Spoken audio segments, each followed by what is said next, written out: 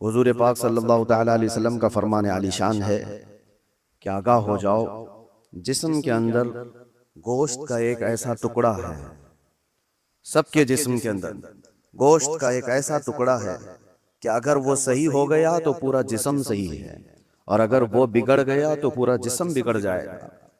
वो क्या है? अला वहियल क़ल्ब। मेरे आका फरमाते हैं आगाह हो जाओ, वो दिल है, वो दिल है। दिल अगर सही रहा तो पूरा जिस्म सही रहेगा। साइंटिफिक तरीके से भी देखा जाए, जिस्मानी या हयातियात बायोलॉजी के एतबार से देखा जाए तो भी जिस्म के अंदर दिल का बड़ा मकाम है।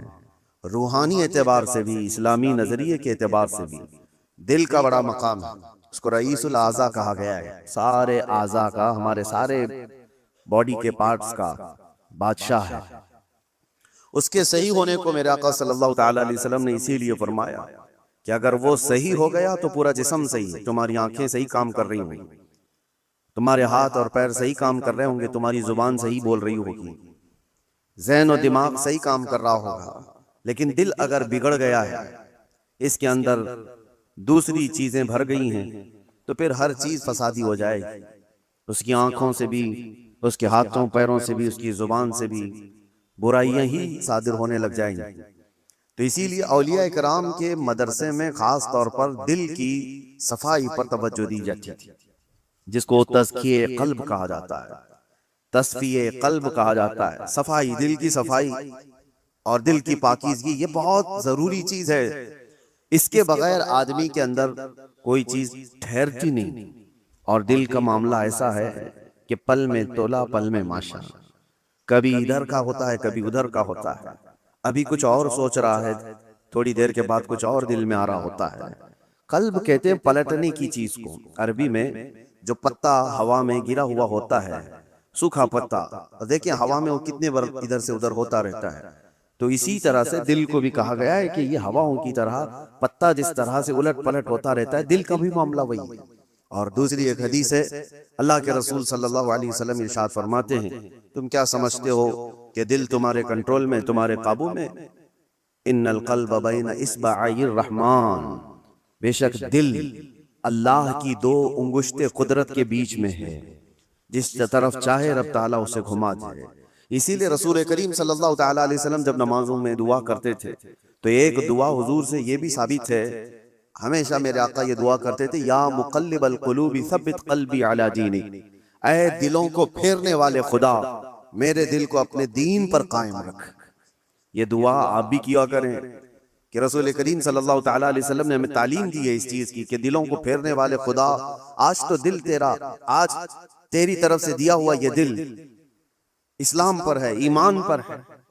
क्या पता कल का आने वाला दिन इस दिल को किस तरफ फेर दे, आने वाले हादसात दिल के अंदर क्या चीजें फैला दें, क्या चीजें डाल दें। अच्छे अच्छे लोगों को बिगड़ते हुए देखा है। इसीलिए हमेशा इस बात की तरफ रहें कि अल्लाह तबारक व तआला हमारे दिल को अपने दीन पर और अपनी इबादत पर कायम रखे। दूसरी चीज, ये कल्ब के मुतालिक कुरान ने क्या कहा, अल्लज़ीना आमनू व तत्मइन्नु क़ुलूबुहुम बिज़िक्रिल्लाह। हाँ, ये दिल का इत्मीनान कहां से? आज पता है आपको, पूरे वर्ल्ड में, दुनिया में सबसे ज्यादा कॉमन चीज जो बीमारी है लोगों को, वो दिल की बेचैनी, दिल की घबराहट। अब उसको बायोलॉजी के एतबार से ब्लड प्रेशर कहा जाए, बीपी कहा जाए कि खून का दौरान इसमें प्रेशर ज्यादा हो जाता है, ये सारा का सारा मामला दिल से ही तो है। उसको साइंसी नजरिए से देखने वाले लोग अलग अलग तरीके से समझते हैं कि दिल के अंदर चिकनाहट ज्यादा आ गई, खून में मोटापा आ गया है, ब्लड जो है वो थोड़ा सा थिक हो गया है, जिसकी वजह से दौरान खून कम हो गया और प्रेशर बढ़ता गया और बीपी आ गया, अटैक आ गया है, फला फला चीजें। इसको बायोलॉजी के एतबार से देखने वाले, लेकिन सूफिया इकराम फरमाते हैं जब जब गुनाह ज्यादा होते हैं दिल के ऊपर दौरा बढ़ जाता है, दिल की बेचैनी और घबराहट बढ़ जाती है। जब कभी दिल के अंदर बेचैनी और घबराहट हो तो सूफिया इकराम फरमाते हैं सबसे पहले तौबा करो, तौबा करो, अल्लाह करीम की बारगाह में अपने आंसू बहाओ, देखना दिल तुम्हारा हल्का हो जाएगा। और कुरान क्या कहता है? कुरान ये कहता है जो ईमान वाले लोग हैं उनके दिलों का इत्मीनान अल्लाह के जिक्र से होता है। अला बिज़िक्रिल्लाहि तत्मइन्नुल कुलूब, आगाह हो जाओ, अल्लाह के जिक्र से दिलों को सुकून मिलता है। और यहाँ हाल ये है कि जो ईमान वाले हैं वो महीनों हो जाता है अल्लाह का जिक्र नहीं करते, तो फिर दिल को उन्होंने बेचैन ही तो रखा है, दिल को ग़िज़ा नहीं दी, दिल को ऐसी आवारा छोड़ रखा है। अरे मियाँ, जिस्म को सुबह से लेकर रात तक खाना न दो तो ये निढाल हो जाता है।